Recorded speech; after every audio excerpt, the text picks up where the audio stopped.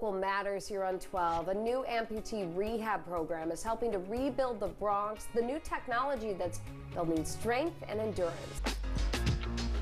Welcome back. Time for our brand new segment, Rebuilding the Bronx. Yeah, new this morning, a report by Health People found that in the previous decade, foot amputations, those increased in the Bronx and across New York City. Yeah, we got an inside look at a new amputee rehab program hoping to help reverse decades of loss. Triboro Center already serves hundreds of patients through its nursing facility, but now patients can use new technology like a nearly $7,000 new step trainer. Yeah, it's like an elliptical you use while sitting, and it helps amputees build strength and endurance. They were not just physically helping me through the whole system, but also emotionally. I came in a stretcher, and now I'm able to fully walk with assistance of a walker, a cane.